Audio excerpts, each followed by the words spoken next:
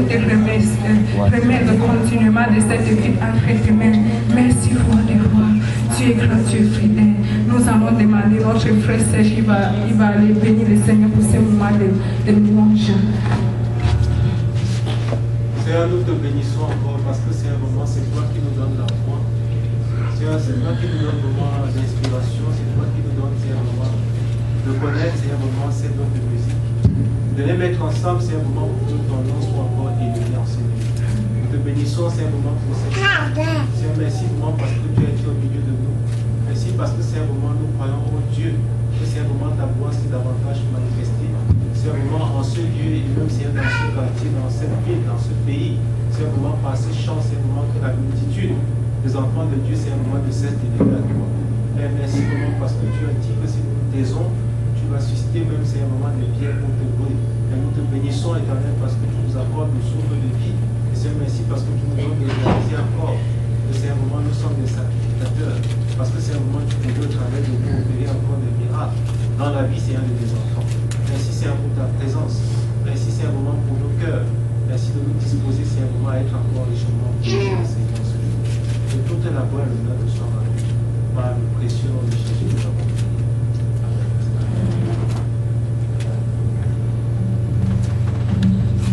Amen. Alléluia. Amen, amen. Glory be to God. Nous sommes dans la joie d'être là ce matin.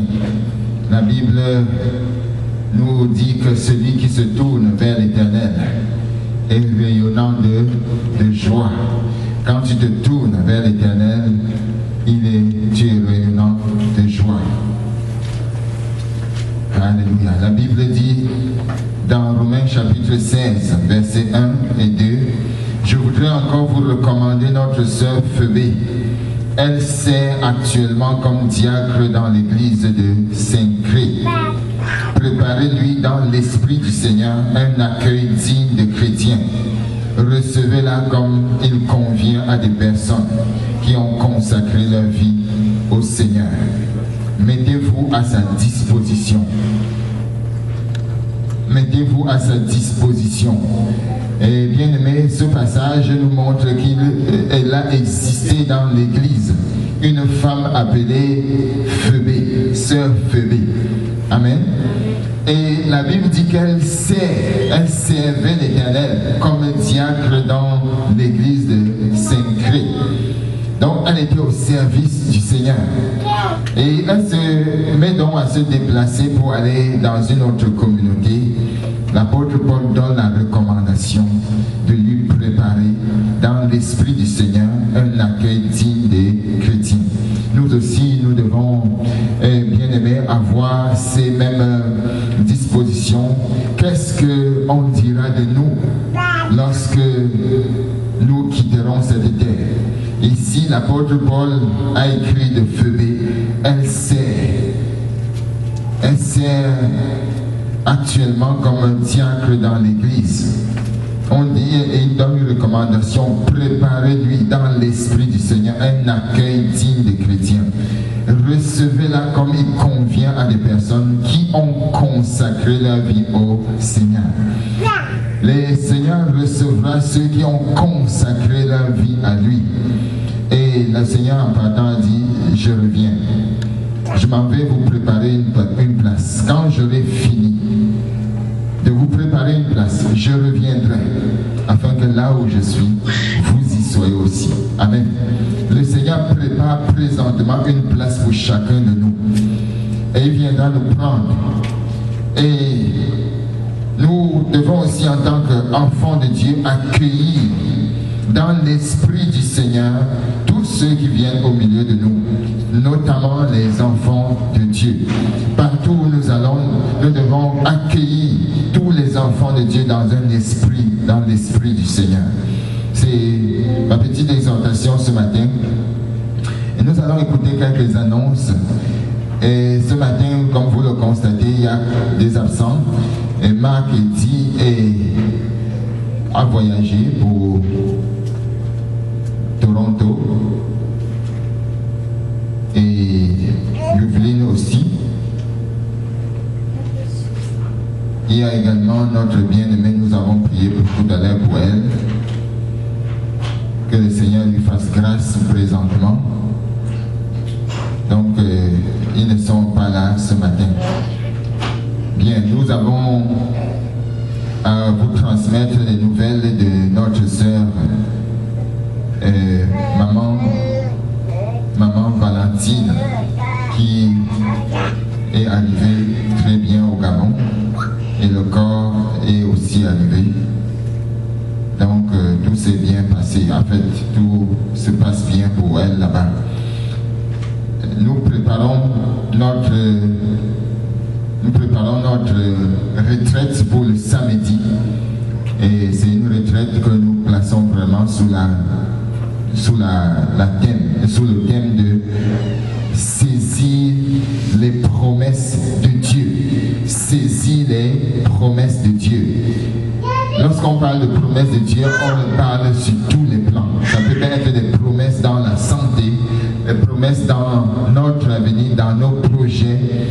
Comment saisir ces promesses, comment se préparer pour entrer dans ces promesses-là, et bien d'autres questions que nous allons aborder. Mais nous aurons aussi du temps pour parler ensemble en tant que frères et sœurs et membres d'une église, et de l'église corps de Christ, et nous préparer davantage pour marcher d'un même cœur. Donc c'est un moment aussi de bilan pour nous donner des nouveaux objectifs et préparer aussi la fin de l'année qui vient très rapidement. Nous allons préparer cette retraite dans le jeûne et la prière. Je nous propose de prendre chacun un temps de jeûne dans la semaine pour prier pour la retraite. Choisis un temps de jeûne dans la prière et préparons ensemble cette retraite. Personnellement, je vais jeûner jeudi. Donc, chacun peut choisir une date. Nous sommes matures pour choisir nous-mêmes la date. Nous viendrons ici à 8 heures. Donc, à 8 heures, nous sommes là pour commencer la retraite. Cependant, vendredi, il n'y a pas de rencontre. Vendredi, donc il n'y a pas de rencontre. Cette semaine, pas de rencontre jusqu'à samedi. Samedi, faisons tout ce qui est possible pour être là à 8h. Et à 12h30, 13h, nous avons terminé notre retraite. Donc, ça commence à 8h. Est-ce que c'est clair pour tout le monde? J'espère que je suis clair. Marie-Claire, retraite samedi à 8h. Amen. Donc, ce samedi, nous allons donc nous rencontrer. C'est un moment vraiment de prière. Nous allons, dès que tu entres en ce lieu, commence à prier. Nous allons prendre le temps de chercher la face de Dieu, de prier ensemble, que le Seigneur se révèle à nous, que le Seigneur nous parle, que le Seigneur nous conduise. Et nous serons certainement bénis par le Seigneur. Bien, nous rappelons que les 40 jours de jeûne commencent le 4 novembre pour se terminer le 16 décembre. Donc, dès que le moment arrive, nous allons expliquer, nous avons déjà fait cela. Commence par dire, cette fois-ci, je vais véritablement passer 40 jours de louange. Amen. 40 jours. Je vais expérimenter quelque chose d'autre. Vous savez, tu peux dire, je vais louer le Seigneur tous les jours, mais ça ne fonctionne pas toujours. Amen. Je peux louer le Seigneur tous les jours, mais ça ne fonctionne pas toujours. La preuve est que, est-ce que quelqu'un a vraiment consacré du temps cette semaine pour louer Dieu? Mais les moments de louange qui sont décidés d'un commun accord nous motivent, nous propulsent, nous encouragent, et nous voyons véritablement le ciel descendre et transformer nos vies. En tout cas, moi, la première expérience a été une bonne expérience et je suis prêt à renouveler cette expérience. Et ce n'était pas parfait dans le respect du temps, mais cette fois-ci, je tiens à respecter mon temps. Tous les jours que j'aurai choisi, je tiens à le respecter. Je souhaite que ce soit de même pour chacun de vous. Amen. Bien. Donc voilà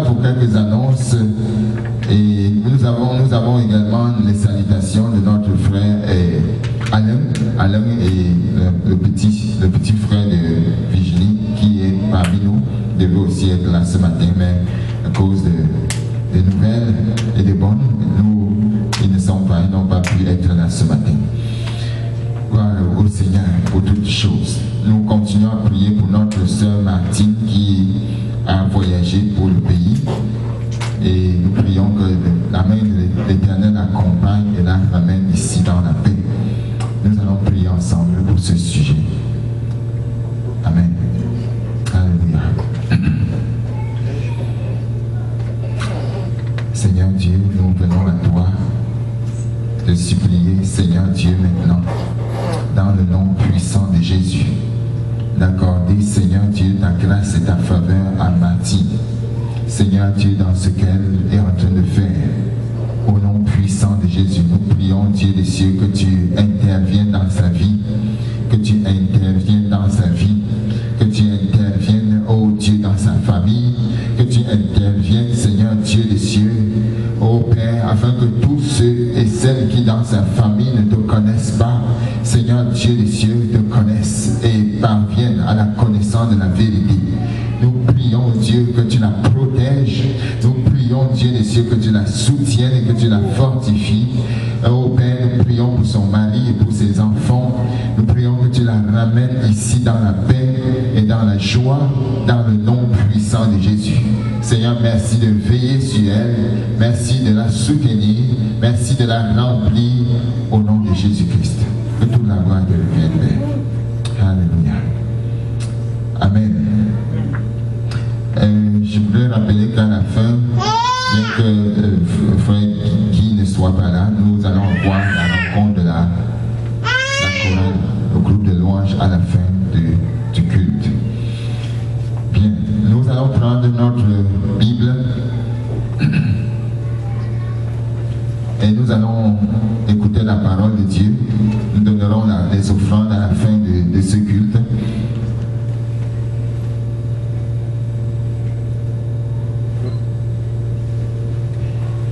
Ce matin, nous allons aller dans le livre de Matthieu, comme pour certains qui ont reçu l'email.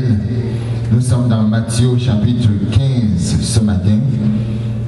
Chapitre 15, et nous lirons du verset 29 au verset 31. Matthieu chapitre 15, du verset 29 au verset 31. Je demanderai à ma femme de lire ce passage à haute voix pour que nous écoutions ensemble, nous suivions dans la Bible ce passage. Alléluia. Matthieu 15, à partir du verset 29. Jésus quitta ces lieux et vint près de la mer de Galilée.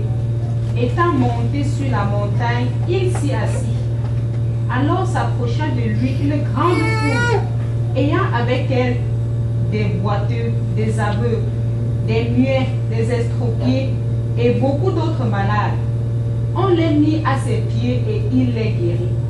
En sorte que la foule était dans l'admiration de voir que les muets parlaient et que les estropiés étaient guéris, que les boiteux marchaient et que les aveugles voyaient, et elle glorifiait le Dieu d'Israël. Amen. Amen. Alléluia. Bien-aimé, l'un des points marquants du ministère de Jésus-Christ était la guérison. Il a passé un certain nombre de temps et d'heures consacrés à guérir le corps. Même s'il est aussi venu pour guérir l'âme. Et dans ce passage, nous allons voir ce que le Seigneur a encore fait. Et je voudrais, avant que nous commencions, que nous puissions placer ce texte dans son contexte. Que nous puissions le placer dans son contexte. Ce passage est vraiment dans un chapitre que je dirais capital dans le livre de Matthieu, le chapitre 15.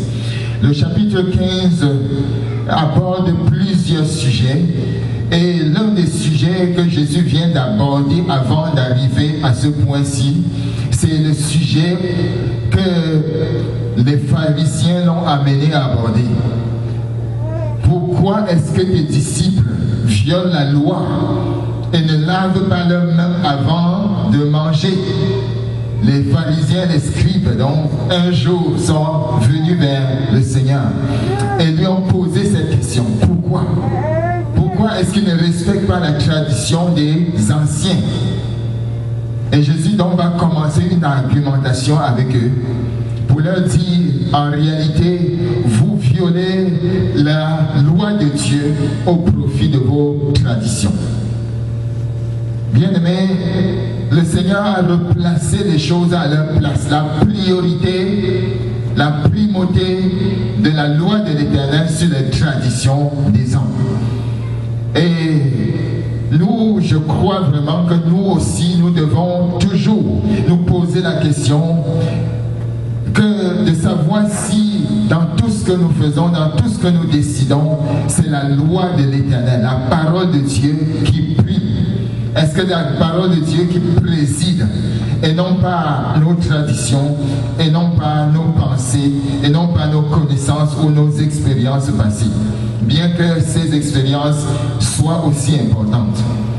Mais le texte donc au début est une véritable argumentation entre le Seigneur et les disciples des pharisiens. Ensuite, Jésus va rencontrer, ou bien une femme va venir le rencontrer.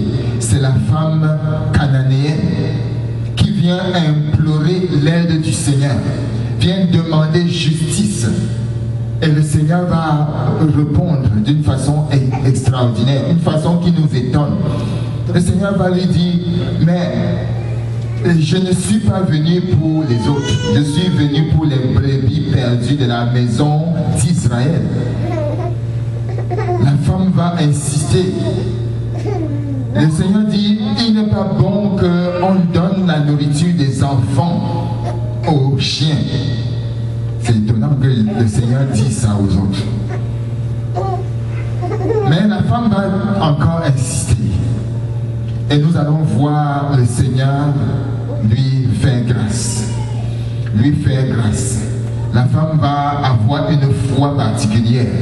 Elle va par exemple dire, mais lorsque les enfants mangent, le reste est récupéré par les chiens. Et le Seigneur va étendre sa main et lui faire grâce. Cette femme sera renvoyée avec la justice de Dieu qui va s'accomplir. La Bible dit au verset 28, alors Jésus lui dit, femme, ta foi est grande. Bien-aimé, il nous faut une foi grande lorsque nous nous approchons du Seigneur. Quelles qu'en soient les demandes, quel qu'en soit ce que nous voulons voir, ne cherchons pas à raisonner par nous-mêmes. Il peut y avoir une barrière, il peut y avoir des murs qui nous séparent du Seigneur. Mais nous devons nous approcher du Seigneur avec foi. Cette femme, sachant qu'elle était cananéenne et qu'il n'y avait pas de relation entre les Cananéens et les Juifs, s'est quand même approchée, a insisté, a eu une grande foi et a dit au Seigneur, fais-moi justice. La Bible dit que alors Jésus lui dit, femme, ta foi est grande, qu'il te soit fait comme tu veux. Amen. Qu'il te soit fait comme tu veux. Et à l'heure même, sa fille fut guérie. Sa fille fut guérie.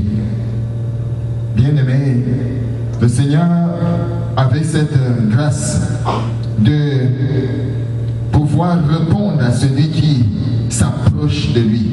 Et de même qu'il a fait hier, il peut encore le faire aujourd'hui. Le Seigneur est le même hier, aujourd'hui, éternellement. Quiconque s'approche de lui avec foi et assurance, quel qu'en soit le mur, quel qu'en soient les difficultés, quel qu'en soient les obstacles, quel qu'en soit l'angoisse, la tristesse, les combats que tu vis, la foi que tu vas avoir en sachant que Dieu, que Jésus n'a pas changé. Jésus va te faire grâce. Il dit qu'il te soit fait comme tu veux. Amen. La foi. Tu as une grande foi. Bien-aimé, comment est ta foi aujourd'hui? Devant les difficultés, les obstacles, les problèmes, les combats, la violence que nous livre l'ennemi. La foi est à quel niveau? Nous devons dire à l'ennemi qu'il ne peut pas nous atteindre et élever notre foi. Car Dieu va certainement, assurément nous donner la victoire. Parce qu'il est là pour cela. Et puis donc nous venons à ce passage que nous venons de lire dans Matthieu chapitre 15, dans le verset 29 à 31. Jésus quitta ces lieux. On parle de ces lieux. De quel lieu s'agit-il? Il s'agit particulièrement, et avant cela, il était à Capernaum. Alors il quitte ces lieux-là pour venir ici, c'est-à-dire en Galilée. Jésus quitta ces lieux et vint près de la mer de Galilée, étant monté sur la montagne. Il s'y assit. Étant monté sur la montagne, il s'y assit. Alors s'approcha de lui une grande foule, ayant avec elle des boiteux, des aveugles, des muets, des estropiés et beaucoup d'autres malades.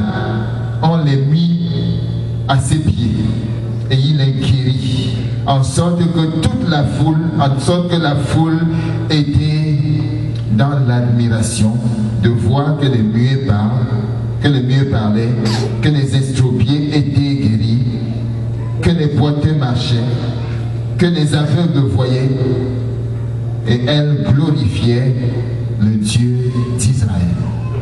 Amen. Bien-aimés, dans l'évangile de Matthieu, notamment au chapitre 3 et le verset 16 et 17, il nous est clairement démontré que le Seigneur a commencé son ministère, a inauguré son ministère après avoir été baptisé du Saint-Esprit. Et c'est toujours ma conviction que chaque fois que nous devons commencer quelque chose, nous devons nous assurer d'avoir bien commencé. Le Seigneur veut commencer en ayant le sceau du Saint-Esprit. Et nous devons, toute œuvre de Dieu, tout ministère doit être précédé par ce baptême. Toute personne qui veut aller loin avec le Seigneur doit s'assurer qu'il a reçu le sceau. Parce que ce n'est pas facile la marche. Et le Seigneur donc s'est fait baptiser, est sorti des eaux. Et nous nous souvenons de sa première déclaration dans Luc chapitre 4, le verset 18 à 19. Luc chapitre 4, verset 18 à 19. Le Seigneur dit, l'Esprit du Seigneur est sur moi, parce qu'il m'a oint pour annoncer une bonne nouvelle aux pauvres. Il m'a envoyé pour guérir ceux qui ont le cœur brisé, pour proclamer aux captifs la délivrance et aux aveugles le recouvrement de la vue, pour renvoyer libres les opprimés, pour publier une année de grâce du Seigneur. Amen. Pour publier une année de grâce du Seigneur. Bien-aimés, voilà le cahier de charge de notre grand et puissant médecin. Il est venu pour guérir, il est venu pour délivrer, il est venu pour enlever de la prison les prisonniers. Voilà la spécialité de notre Seigneur. Ce matin, nous allons considérer particulièrement sa position. Le Seigneur a une position présente, il avait une position et nous le découvrirons dans ce texte. Première chose que nous allons examiner, la position de Jésus. La Bible dit ici qu'il était près de la mer de Galilée. La Bible affirme qu'étant monté sur la montagne, il s'y assit. Verset 29. Bien-aimés, le Seigneur ne fait rien simplement pour le but de le faire. Ses actions, tout ce qu'il fait, ses gestes, ses actions sont prophétiques. Ses paroles aussi revêtent une portée prophétique. La Bible dit donc qu'il est venu près de la mer de Galilée et étant monté sur la montagne, il s'assit. il s'assit dans une position pour enseigner. La Bible dit, aussitôt assis sur la montagne, une grande foule nombreuse, comme le dit la version Parole vivante, une foule nombreuse accourut vers lui. Et la Bible déclare, il guérit tous les malades. Amen. Il guérit tous les malades. Tous les malades. Bien-aimés, nous sommes inclus parmi ceux-là. Il guérit tous les malades. Tous les malades. Le Seigneur, quand il vient, il fait une œuvre parfaite. Il accomplit une œuvre parfaite. Il guérit tous les malades. Personne ne vient au Seigneur et repart déçu. Cette grande foule est venue. Chacun certainement avec, il disait, si vraiment je peux obtenir la délivrance, la guérison. Si je peux obtenir la délivrance et la guérison. Chacun venait avec son problème. Quel est ton problème ce matin? Le Seigneur ne met pas dehors ceux qui viennent à lui. Ils sont venus nombreux et je crois que cette foule est venue parce qu'elle avait soif. Elle est venue parce qu'elle avait le désir de voir Dieu agir dans leur vie. Je pense qu'ils étaient sincères. Bien-aimés, nous devons, lorsque nous courons vers le Seigneur, manifester une sincérité.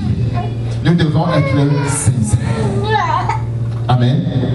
Nous devons nous approcher en mettant en esprit que le Seigneur est miséricordieux, lent à la colère, riche en bonté et compatissant. Bien-aimé, la foule nombreuse est accourue. Quel portrait, quelle description extraordinaire aussi de la position de notre Maître et de sa puissance. Il va les guérir. Bien-aimé, le Seigneur est monté sur la montagne des cieux. La Bible dit qu'il est assis à la droite de Dieu pour faire des dons aux hommes. La Bible dit qu'il est monté. Allons dans Éphésiens chapitre 4, verset 9 jusqu'à 11. Éphésiens 4. Je vais le lire pour nous. Éphésiens chapitre 4, verset 9. Et 11, à 11. Car le fruit, non. Verset 9. Or, que signifie il est monté sinon qu'il est aussi descendu dans les régions inférieures de la terre? Celui qui est descendu, c'est le même qui est monté au-dessus de tous les cieux, afin de remplir toutes choses. Et il a donné les uns comme apôtres, les autres comme prophètes, les autres comme évangélistes, les autres comme pasteurs et docteurs pour le perfectionnement des saints en vue de l'œuvre du ministère et de l'édification du corps de Christ. Bien-aimés, le Seigneur, avant de monter pour donner des dons aux hommes, il a d'abord opéré ses dons sur la terre. Voici un de ses dons. Il va guérir tous les malades. Amen. Il va guérir tous les malades. Ce matin, le Seigneur veut te guérir. La voie est libre. L'accès est libre. Largement ouverte pour que chacun vienne. Tous ceux qui le désirent peuvent venir. Ceux qui le désirent peuvent approcher du Seigneur. La Bible dit dans le livre des Hébreux, approchez-vous donc avec assurance du trône de grâce, afin d'obtenir miséricorde et de trouver grâce pour être secouru dans vos besoins. Le Seigneur nous invite ce matin à nous approcher du trône de grâce. Dans ce trône, à ce trône de grâce, il y a tous les ingrédients, tout ce qui est nécessaire pour guérir, tout ce qui est nécessaire pour laver, tout ce qui est nécessaire pour transformer, tout ce qui est nécessaire pour encourager, tout ce qui est nécessaire pour équiper, pour effacer, pour restaurer, pour marcher et pour nous donner de marcher en nouveauté de vie. Il y a tous les ingrédients réunis au trône de la grâce. Amen. C'est un restaurant qui a tout. Tous les menus sont là. pourvu que nous y entrons avec un cœur plein d'assurance, avec foi. Car le Seigneur n'exclut personne. Nul n'est exclu. Bien-aimés, voilà ce qui est frappant. Le Seigneur guérissait tous les malades. Imaginons-nous, tous les malades. Tous les malades. Et il nous faut simplement un instant comparer ce que le Seigneur a fait avec ce que nous voyons aujourd'hui. La Bible dit qu'il y avait des foules nombreuses. Comparons cette foule nombreuse avec cette grande foule dans les cliniques aujourd'hui. Faites un tour dans les cliniques par la pensée, avec vos regards. Faites un tour. Essayons de voir et comparer. Et comparer ce que cette foule est en train d'attendre des hommes, comparé à l'autre foule qui est venue voir Jésus. Ce matin, alors que nous sommes enseignés, il y a plusieurs personnes qui sont dans les hôpitaux, qui courent, et certains qui depuis des semaines demandent un rendez-vous médical et qui n'ont pas encore eu. Bien-aimés, le Seigneur nous dit de nous approcher de lui. De nous approcher de lui. Il a une urgence qui ne retarde pas. Nous courons dans les urgences toutes les semaines. Les gens courent dans les urgences, mais ils n'ont pas toujours la satisfaction. La Bible dit ici, de tous ceux qui étaient venus, Jésus les guérit. Si nous venons ce matin, il va nous guérir. Aujourd'hui encore, Jésus est assis. Il est assis comme il l'était jadis sur la montagne, près de la mer de Galilée, prêt à répandre sa grâce sur chacun de nous. Il est assis sur son trône, prêt à répandre sa grâce. Bien-aimé, ouvre ton cœur et laisse la grâce de Dieu se répandre. Il y a une chose exceptionnelle sur le Seigneur, c'est que ces hommes avaient un passé. Mais ils sont venus, ils avaient un passé médical très difficile. Amen. Ils avaient un passé médical. Si on consultait leur passé médical, il y avait beaucoup de problèmes, de maladies, des soucis, des angoisses, des frustrations, toutes sortes de choses dans leur vie. Mais ils sont venus auprès du Seigneur ce jour. La Bible dit que Jésus les guérit. Ton passé n'a pas d'avenir. Si tu t'approches du Seigneur, du médecin divin, ce matin, avec assurance, voilà ce que le Seigneur n'a pas fait. Le Seigneur n'a pas posé des questions. Amen. Il n'a pas posé des questions. Le Seigneur n'a pas pris des honoraires, n'a pas pris de l'argent. Il dit que non, vous devez d'abord signer un contrat, vous devez payer tout d'abord avant la guérison. Bien-aimé, une fois nous avons mené une personne à l'hôpital, il fallait signer les papiers et s'assurer que tout l'argent est payé avant qu'on commence les traitements. Le Seigneur n'a pas demandé de l'argent. Il n'a pas remis de factures. Il n'y avait pas d'ordonnance pour ces gens, mais une aide immédiate et une guérison instantanée. Amen. Une aide immédiate. L'aide immédiate est là. La guérison instantanée est prête. Si tu viens à lui, Dieu peut te guérir. Je crois qu'il peut te guérir. De tout mon cœur, je crois qu'il peut te guérir. Mais simplement une foi en lui. Une confiance dans le Seigneur. Jésus nous dit, la Bible, est assis à la droite de Dieu.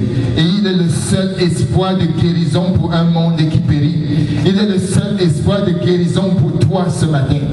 Le seul espoir. La planche de salut, c'est lui. Tournez-vous vers moi et vous serez sauvés. Nous dit la parole. Tournez-vous vers moi et vous serez sauvés car je suis Dieu. Ésaïe 45, verset 22. Tournez-vous vers moi et vous serez guéris.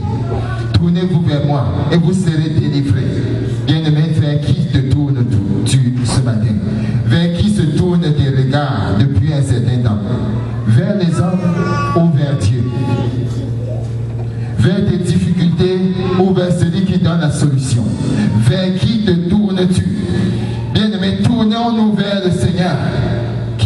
seul capable de nous sauver. Dans nos difficultés, dans nos combats, tournons-nous vers le Seigneur. Dans nos problèmes, dans nos démarches, dans nos entreprises, dans nos projets, dans nos projections, tournons-nous vers le Seigneur. Car il est prêt. L'aide est immédiate. La délivrance est instantanée. Tournons-nous vers lui. Bien-aimés, il est urgent que nous nous tournions vers le Seigneur. La Bible dit qu'il ne nous abandonne pas et il ne nous délaisse pas. Je ne vous abandonnerai pas, je ne vous délaisserai pas. Je serai avec vous jusqu'à la fin du monde. Bien-aimés, nous pouvons bien analyser le type de personnes qui étaient présentes devant le Seigneur. Quelles sont les personnes et de quelle maladie est-ce que ces personnes souffraient-ils? Donc, le deuxième point ce matin. De quelle maladie souffraient ceux que Jésus a guéris? La Bible dit que certains étaient boiteux. Amen. Certains étaient boiteux. Nous le lisons dans la parole de Dieu. Ce sont des gens dont les jambes ne sont pas d'égale longueur. Nous connaissons cela. Les boiteux sont des personnes dont les jambes ne sont pas d'égale dimension, d'égale longueur. Leur marche est très instable et ils ont constamment des hauts et des bas, des hauts et des bas, des hauts et des bas. Bien aimé, ce n'est pas agréable. C'est pas agréable. Et je pense que c'est de ces personnes que le psaume 1 nous met en garde. Heureux l'homme qui ne marche pas selon le conseil des méchants, qui ne s'arrête pas sur la voie des pécheurs et qui ne s'assied pas en compagnie des moqueurs. Car c'est très vite qu'on peut se mettre à se moquer de quelqu'un dont l'un des pieds est plus court que l'autre. On peut se moquer. Mais ce texte n'est pas simplement là pour nous montrer un aspect physique. Derrière ce passage se cache une vérité spirituelle.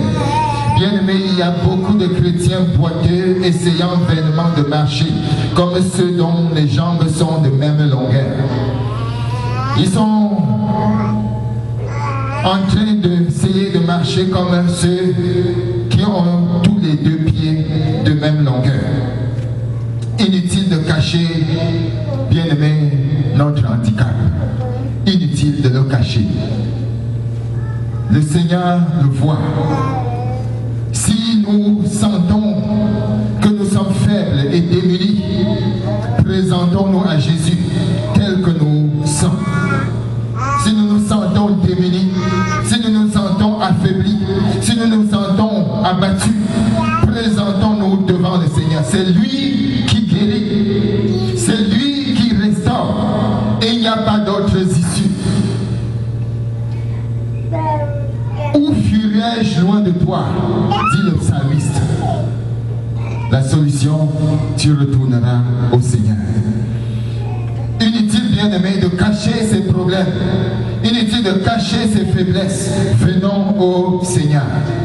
Courons vers lui, car c'est de lui que part toute chose.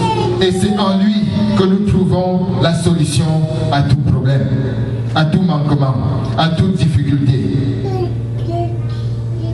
C'est lui qui fait marcher le boiteux. Amen. C'est Dieu qui fait marcher le boiteux. Et le Seigneur Jésus a reçu l'onction pour cela. L'onction pour faire marcher les boiteux. Il est passé maître dans l'art de stabiliser.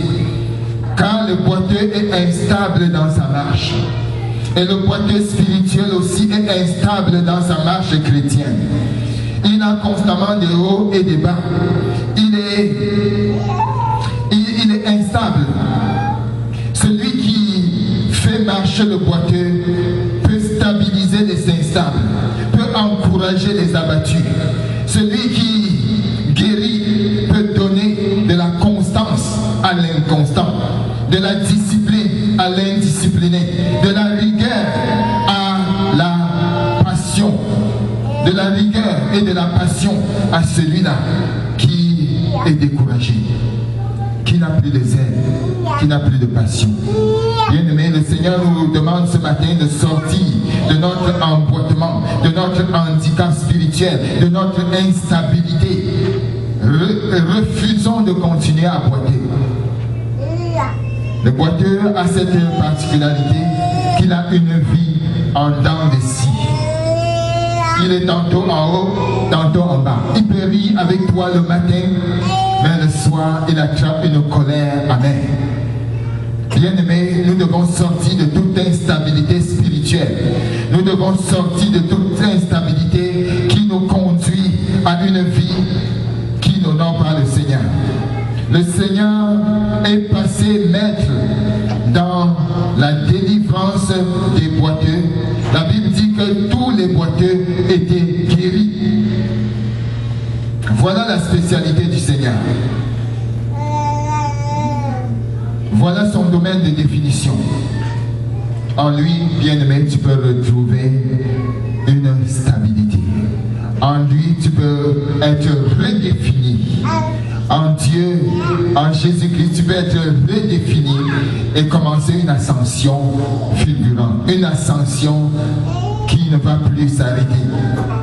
Car en Christ, nous avons été ordonnés pour aller de progrès en progrès. La deuxième catégorie de personnes que nous voyons dans ce passage, c'est les aveugles. D'autres étaient aveugles. La Bible dit que ceux qui marchent, ceux-ci marchent dans le noir. Ceux-ci marchent dans le noir, dans l'obscurité, dans les ténèbres. Les aveugles ne voient pas, bien-aimés. Quel drame, quelle situation. Bien-aimé, réjouis-toi d'avoir deux yeux qui voient. C'est terrible d'être aveugle. C'est terrible d'être aveugle. Et de se passer, de s'empêcher de voir toute la nature, la beauté de la création. De jouir de l'été. De jouir des plages. De jouir de toutes sortes de la créature que Dieu a ordonnée. C'est terrible de vivre dans les ténèbres chaque jour. Dans les ténèbres. Bien-aimé, la Bible dit, mais celui qui haït son frère est dans les ténèbres. Il marche dans les ténèbres et il ne sait pas où il va parce que les ténèbres ont aveuglé ses yeux. Voilà le plus dramatique des ténèbres. Celui qui haït son frère, j'allais dire celui qui est son frère, haït son frère, et équivaut à celui qui marche dans les ténèbres. Ça veut dire quoi?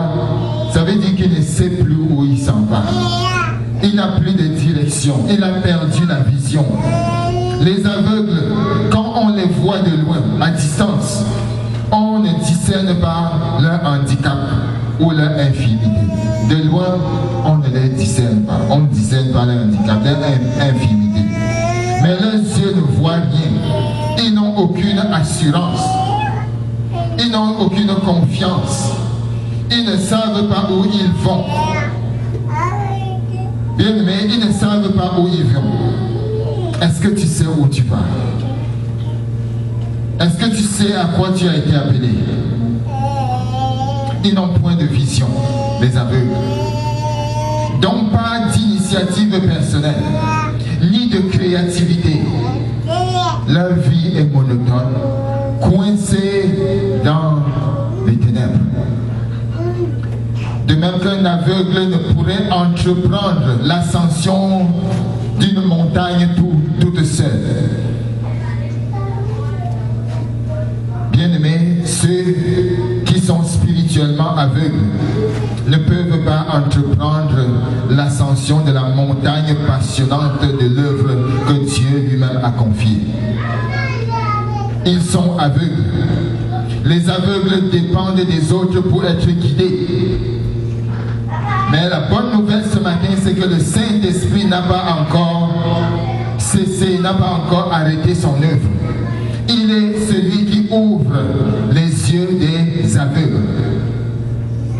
Il est celui qui ouvre les yeux des aveugles. Et ce matin, ma prière, c'est que Dieu ouvre tes yeux pour que tu vois exactement la vision à laquelle il t'a connecté.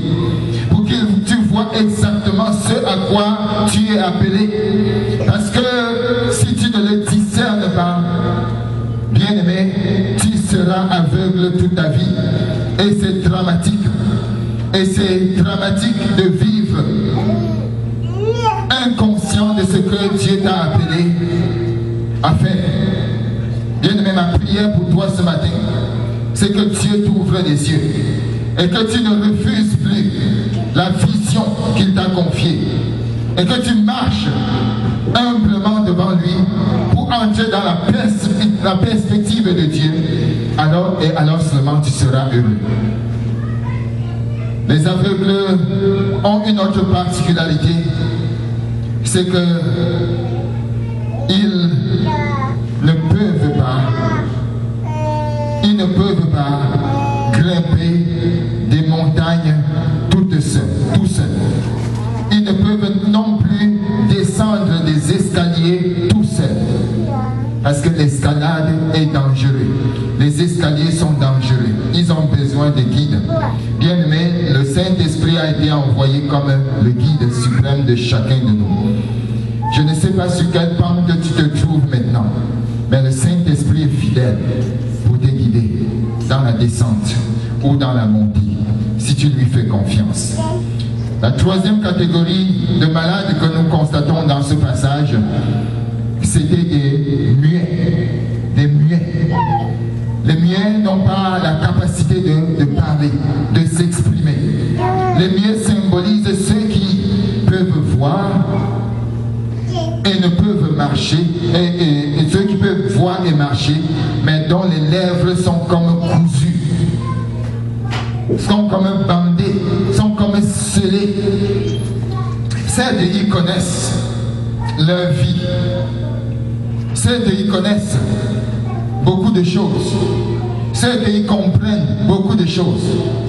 Mais ils ne peuvent pas s'exprimer. Mais leurs langues sont muettes pour Dieu. Leurs langues sont muettes pour Dieu.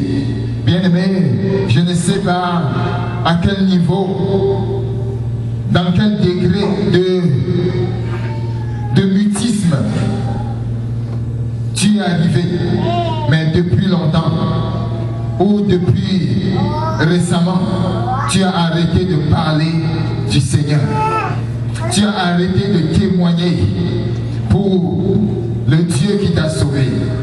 L'interpellation du Seigneur ce matin, c'est que tu peux encore te retourner vers celui qui délie la langue. Il va délier ta langue. Il va délier ta langue pour le Seigneur. Et tu vas continuer à répandre la bonne nouvelle autour de toi. Répandre la bonne nouvelle dans ton voisinage. Répandre la bonne nouvelle partout où Dieu t'amènera. Bien-aimé, le grand médecin peut aussi faire parler les murs. Tournons-nous vers lui ce matin. Il est celui qui remplit le cœur. Ouvre ta bouche et je la remplirai. Ouvre ta bouche et je la remplirai. La quatrième catégorie de personnes que nous découvrons dans ce passage, c'est des estropiés. Des estropiés. Ils sont nombreux et leur état laisse à désirer, pour ne pas dire pitoyable. Les estropiés, avant ils jouissaient de leurs membres. Ils jouissaient de leurs membres. Ils avaient des mains, ils avaient des pieds et une langue pour Dieu. Mais aujourd'hui, le péché a fait des ravages dans leur corps, dans leur organisme, si bien qu'ils ne sont plus efficaces au service de Christ. Jadis, ils étaient puissants, mais ils ont attristé le Saint-Esprit, de telle sorte que leur témoignage est extropié, affaibli, comme ce fut le cas avec matin, c'est que Dieu encore peut faire la différence. Les estropiés avaient des mains. La main symbolise, bien aimé, le travail. Avec la main, on exécute les travaux. Avec la main, on exécute les travaux. Mais la main aussi sert à donner. La main sert à bénir. Bien aimé, je ne sais pas comment est devenue ta main. Est-ce qu'elle est devenue sèche? Est-ce qu'elle est devenue courte? La main symbolise la générosité, la libéralité. Où en es-tu avec ta générosité? Où en es-tu avec ta libéralité? Est-ce que ta main s'est rétrécie? Ce matin, le Seigneur peut guérir ta main et te donner encore l'opportunité de donner, de bénir, de travailler. Ils avaient les pieds symbolisent la marche. Avec les pieds, nous marchons. Qu'ils sont beaux les pieds de ceux qui annoncent la bonne nouvelle. Les pieds sont là pour marcher afin de renforcer la communion fraternelle. Où en es-tu avec ta communion fraternelle? Où en es-tu avec ta communion avec les frères et sœurs? Où en es-tu avec l'évangélisation? Est-ce que tes pieds marchent encore pour aller évangéliser? Ou est-ce que tes pieds marchent pour aller détruire? Est-ce que tes pieds marchent pour aller construire ou détruire? Question importante pour chacun d'entre nous. Nous devons savoir à quoi nos pieds servent. Pour construire ou pour détruire. C'est à chacun de choisir. Bien aimé, ils avaient la bouche. Ils avaient la bouche et la bouche symbolise la communication. La bouche permet de communiquer avec Dieu, de prier. Avec la bouche on parle, avec la bouche on encourage, avec la bouche on bénit. Bien aimé, comment est devenue la langue que Dieu t'a donnée? Comment est devenue la bouche que Dieu t'a donnée? Pour bénir, pour encourager ou pour maudire et décourager. Quand les paroles sortent de ta bouche, est-ce des paroles pleines de grâce? Nous devons demander une grâce au Seigneur ce matin. Chacun pour sa part, personne n'est exclu. Bien aimé, nous devons demander une grâce. Nous allons prier tout à l'heure. Chacun va demander la grâce et la faveur du Seigneur. Cette bouche a été donnée pour un but. Béni. L'apôtre Jean dit qu'il n'en soit pas ainsi pour nous. Car de la même bouche ne peuvent sortir l'eau sale et l'eau propre, la bénédiction et la malédiction.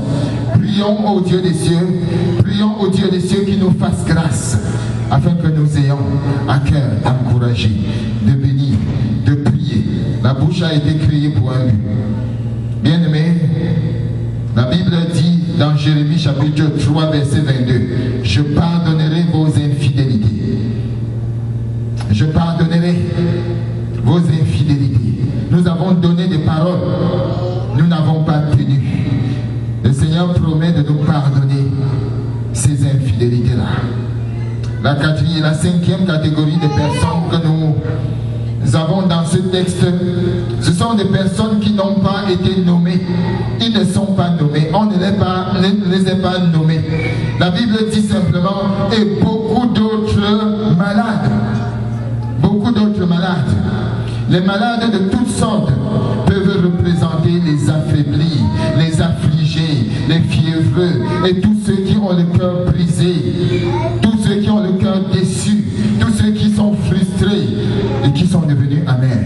Bien-aimé, n'accepte pas l'amertume, gagner ton cœur. Refuse l'amertume. Christ peut remédier à tous les maux dont tu souffres. Tout ce qui entrave notre joie chrétienne et notre témoignage pour le Seigneur peut être confessé comme une maladie de notre âme. Est-ce l'angoisse? Est-ce l'anxiété? Est-ce notre caractère? Est-ce la peur, le découragement? Dieu guérit de toute maladie, nous dit le psalmiste au psaume 103. Dieu guérit de toute maladie. Bien-aimé, il est important de considérer le lieu où ils ont été guéris. Troisième grand point que nous abordons, le lieu de la guérison. Nous avons vu tout à l'heure la catégorie des malades. Avec un seul résultat, Jésus les guérit. Mais il fut guéri à un endroit précis. Et il est important de considérer cet endroit pour en tirer les leçons. Le verset 30 nous dit, on les mit à ses pieds. Amen. On les mit à ses pieds. Au pied de qui? De Jésus. Le lieu de la bénédiction et de la guérison se situe au pied de celui qui a le pouvoir de fouler aux pieds les vagues de notre affliction humaine, bien-aimé. La guérison se trouve au pied de celui-là qui a reçu ces paroles de son Père.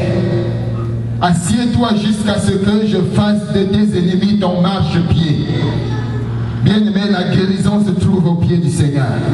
Marie l'a compris et est venue au pied du Seigneur. Est-ce que tu le comprends ce matin? Que c'est auprès de lui que tu vas trouver la solution, la guérison. Jesus is the answer. C'est auprès de lui, à ses pieds, que tu vas trouver la solution à tout. Et en tant qu'Église, c'est seulement à ses pieds que nous allons trouver la solution à toutes les crises par laquelle nous passons. C'est seulement à ses pieds, nulle part ailleurs, si nous sommes déterminés à glorifier notre Seigneur dans cette génération. C'est seulement à ses pieds que nous allons courir. Bien-aimé, il est notre assurance. Les pieds sanglants sur la croix du calvaire proclament la victoire par le sang de Christ. Et ce sang est capable de nous purifier, de nous laver, de nous restaurer, quelle qu'en soit la profondeur de notre déception. Christ a vaincu pour nous assurer une délivrance complète, pour peu que nous venions à lui. Il a la puissance sur tout péché pour tous ceux qui croient. Il a la puissance sur toute faiblesse pour tous ceux qui s'abaissent à ses pieds et reçoivent sa grâce. Bien-aimés, lorsque nous venons à ce lieu, à ses pieds, la délivrance et la guérison sont assurées. Il est le centre médical qui a tout remède à tout problème. Et le résultat, quatrième point, et le résultat est immédiat. Le résultat est immédiat. La Bible dit, ceux qui étaient guéris rendit témoignage. On ne peut rendre témoignage que lorsqu'on a reçu un signe concret de la main de l'Éternel qui nous a touchés. Il rendit témoignage. La foule a vu les muets parler. Ils ont vu. Ce n'était pas des choses dites seulement, mais ils ont vu les muets parler, les boiteux marcher, les aveugles voir, les estropiés retrouver leurs membres. Chacun a utilisé le don qu'il avait reçu pour glorifier le grand médecin qui venait d'opérer. Bien-aimé, lorsque le Seigneur opère, le grand médecin opère la guérison en toi.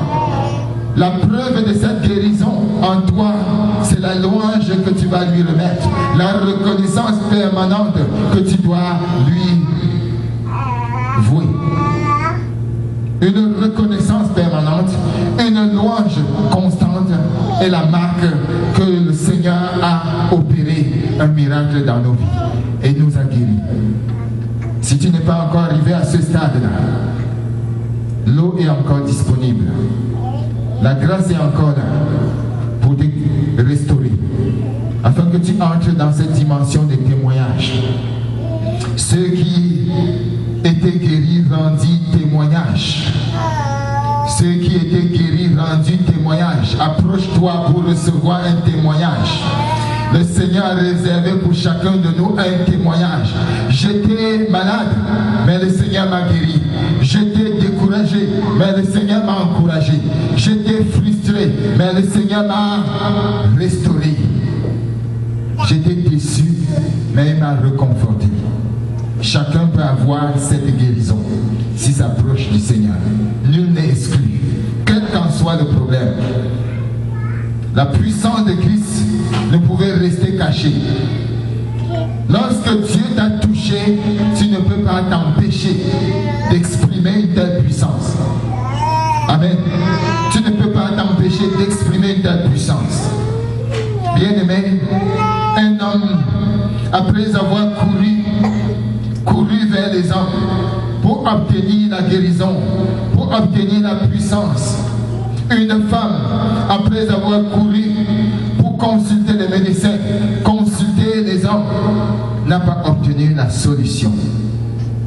Mais lorsqu'il a été en connexion avec le Seigneur Jésus, le sang a cessé de couler. Il a retrouvé ses 4 membres. Nous nous souvenons certainement de la femme qui perdait son sang depuis 12 ans. Nous nous souvenons certainement de Bartimée qui n'arrivait pas à toucher l'eau. Amen. Parce que Jésus les a touchés. Leur corps médical, leur rendez-vous médical ne s'achevait que par des échecs. Tous les médecins qu'ils consultaient, bien aimé, je ne sais pas, toutes les personnes que tu as consultées, pour pouvoir trouver une solution à la quête de ton cœur. Si je ne sais pas, toutes les personnes, tous les grands hommes vers qui tu as couru pour trouver la solution à la soif de ton âme. Mais je veux te dire ce matin qu'il y a de l'eau disponible. Venez aux eaux, vous qui avez soif. Venez, même ceux qui n'ont pas d'argent, venez et achetez sans rien payer. Nous dit Ésaïe dans Ésaïe 55. Venez, c'est lui seulement qui peut étancher la soif du cœur, la soif. Toutes les saisons de sécheresse de ton passé peuvent trouver un oasis permanent en cette saison. Si tu t'approches de celui-là qui étanche parfaitement. Qui étanche parfaitement. La femme a couru vers lui, elle n'a pas été déçue. Zachée a crié à celui-là, il n'a pas été déçu. Cette foule a couru vers lui, elle n'a pas été déçue. La Bible dit, et il est guéri. Le Seigneur envoie sa parole ce matin. Ouvre ton cœur et il va te guérir. Il va te guérir. La multitude, nous dit le verset 31, alors que nous achevons, la multitude glorifia Dieu. Chacun a reçu un témoignage et chacun glorifiait Dieu. Mais la Bible dit ici la multitude glorifia Dieu. Quelle communion, quelle communauté, quelle congrégation qui vient auprès du Seigneur, obtient la guérison ensemble et se retourne et ensemble se mettent à glorifier et à célébrer à nouveau le Seigneur de gloire. Bien aimé, c'est une interpellation pour nous. Approchons-nous ensemble en tant qu'Église auprès du Seigneur. Et il nous guérira pour nous donner un nouveau cantique. Pourquoi la multitude a-t-elle cessé de glorifier Dieu en cette génération? Pourquoi nous avons cessé de glorifier Dieu ensemble? N'avons-nous pas le même Sauveur tout-puissant, prêt à nous donner une parfaite santé spirituelle et physique, afin que nos vies puissent être dignes de grâce toute-puissante et de son pouvoir de guérison? N'avons-nous pas la même grâce que les apôtres? N'avons-nous pas la même grâce que l'église de Corinthe qui est passée par toutes sortes de difficultés et de problèmes, mais qui, tournant les regards vers le Seigneur, a retrouvé la restauration? N'avons-nous pas la même grâce? Que notre Dieu nous fasse grâce ce matin. Alors que nous nous approchons de lui, chacun pour sa part, avec un cœur sincère, que nous trouvons la guérison. La Bible nous recommande et nous exhorte en disant que votre lumière luise ainsi devant les hommes, que notre guérison bien-aimée luise ainsi devant les hommes, que notre restauration luise ainsi devant les hommes, Que notre unité brille ainsi devant les hommes. Que notre paix brille devant les hommes, afin qu'ils voient nos bonnes œuvres et qu'ils glorifient notre Père qui est dans les cieux. Bien-aimés, c'est à nous la chandelle. Tournons-nous vers le Seigneur et il va se glorifier. Nous allons prier. Lui qui est assis sur le trône, maintenant, il est prêt à déverser des conteneurs de grâce et de bénédiction sur nous. Mais il veut surtout guérir. Il veut surtout guérir. Je me tiens à la porte et je frappe. Cette parole est adressée à l'église. Je me tiens à la porte et je frappe. Si quelqu'un entend ma voix et ouvre la porte, j'entrerai chez lui et je souperai avec lui et lui avec moi. Bien-aimés, ouvrons nos cœurs au Seigneur ce matin et laissons-le agir.